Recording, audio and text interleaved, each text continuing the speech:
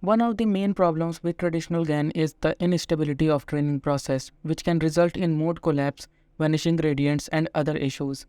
WGAN addressed this problem by using Wasserstein distance or earth movers distance as their loss function, which is more stable and provides more meaningful gradients to the generator. But how it works and how added gradient penalty helped model to produce even more diverse output. In this video, we'll see and understand the need and working of Wasserstein GAN with gradient penalty and how you can create it from scratch.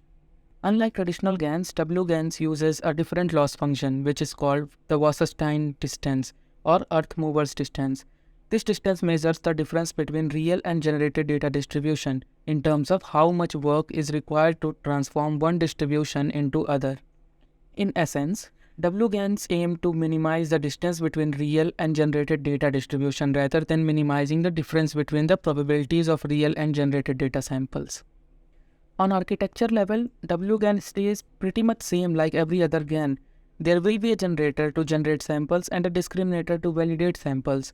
They both have their loss function to see how far they are from desired output. And that's the only special thing about WGANs, which is its loss function. Let's see what it is.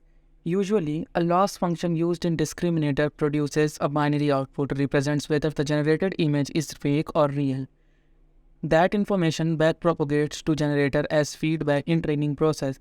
This output only tells generator about the real or fake generated image, which is pretty rough idea.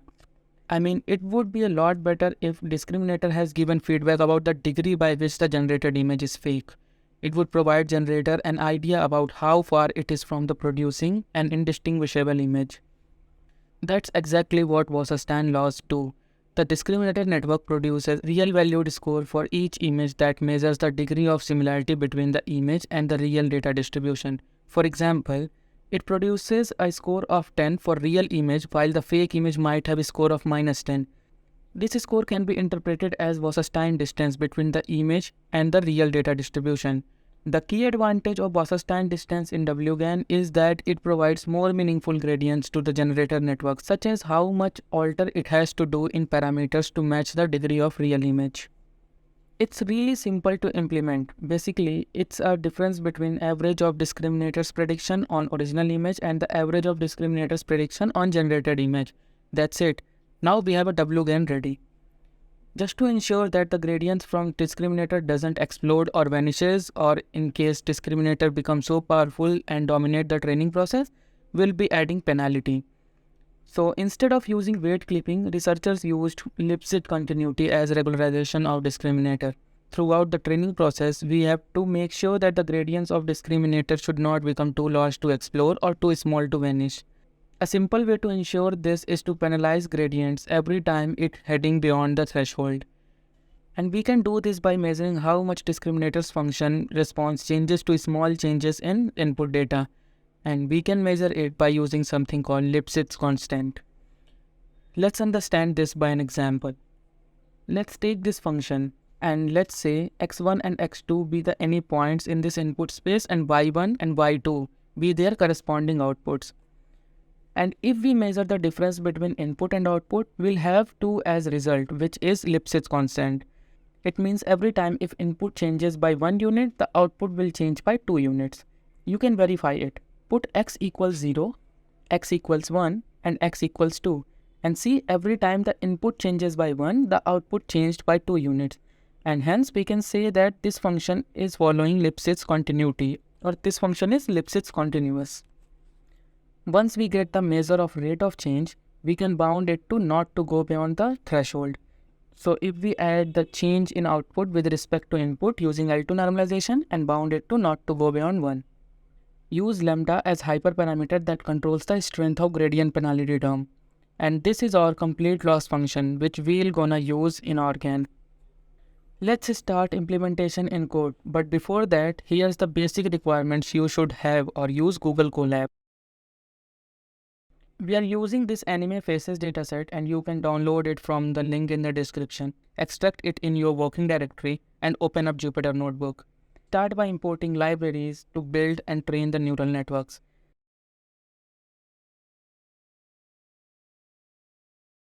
Set memory growth to prevent TensorFlow occupying whole GPU memory at the time of initialization. Store references to all images from the dataset into a list so that we can load it later. Now, define some essential variables. Model name. Train log dir will save the training log to this directory. Image resolution, batch size, noise dimension, strength of gradient penalty, number of times the network has to train, interval to saved output during training, train the discriminator n number of time, then the generator one time. Learning rate, minimum learning rate and decay factor. Finally, write training summary inside the above location. Now convert the dataset list to TensorFlow dataset type to load using TensorFlow dataset. Write function to normalize the dataset by ranging them from -1 to 1. Write a pre-process function that will take the path to image, load it and decode it as JPEG, resize and normalize it. Now map the dataset to pre-process function and load it in defined batches. You can load a sample and plot it for the demonstration. And if you want, you can unbatch and take multiple samples to plot on a grid plot using matplotlib. Now we have all essential variables and the dataset is ready to feed into neural network. So let's start making model. Start by making generator.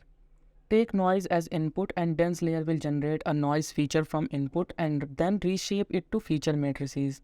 Now start stacking deconvolution layer along the batch normalization until you get the 3 channel matrices which will be your output image.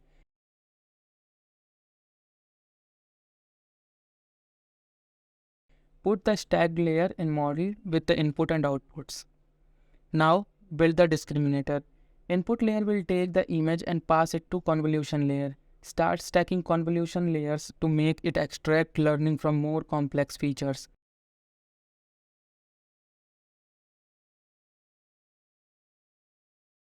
At last, add a dense layer which will output the degree by which the input image is real or fake.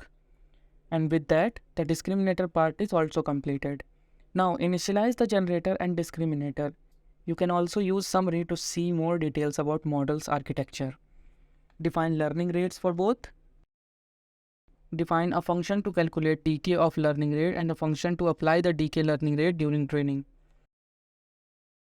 Now use TensorFlow checkpoint to create a checkpoint path to save model during training or define interval so that if the training stops somehow, you can still train the last checkpoint rather than training from absolute zero. And with this, the checkpoint part is ready. Now let's write a function to generate sample for plotting or saving as figure on a particular epoch. First, get the predicted image and reshape them if they are flattened. Make a figure and for each predicted image, plot it on subplot or in a block of grid. Save the plotted image to disk for visualization. Let's generate and try plotting some samples here. First, get some noise, then feed them into generator and rest of the thing will be done by your function. The generator isn't trained yet, so it spitted noise as output, which was expected. Now we have the dataset, discriminator and generator, learning rate, its decay, function for visualization of results are ready. And we can move towards final step, which is training the network. We'll start with the discriminator by writing a function to train it. First, we will need noise to get the generated image. Epsilon will interpolate between real and fake image, which will ultimately allow discriminator to enforce Lipschitz continuity. It will be used in calculating gradient penalty. Now, with the gradient tape, first generate a fake sample from generator, interpolate ground truth and fake image together to get a mixed image, and use discriminator to predict the score on mixed image. And with this, we are ready to compute gradient penalty. Compute the gradients for prediction on fake image with respect to prediction on mixed image. Get L2 normalization of gradient along each channel of the image. Compute mean square distance to get how far the gradient norm is from 1. And that's how the gradient penalty is computed. Get the discriminator's prediction on fake image and ground truth and calculate the loss using loss function with gradient penalty. Now calculate gradients for discriminator and apply it using optimizer. We can keep track of training progress at every 10th step in TensorBoard. And with this, we are done with the discriminator training. Now let's write training function for generator. Make some noise first and use that noise to generate fake image from generator. Feed the generated image to discriminator and then calculate generator loss. Use gradient tape to calculate and apply gradient using optimizer. And of course, this is optional but helps tracking your training process. Define learning rate.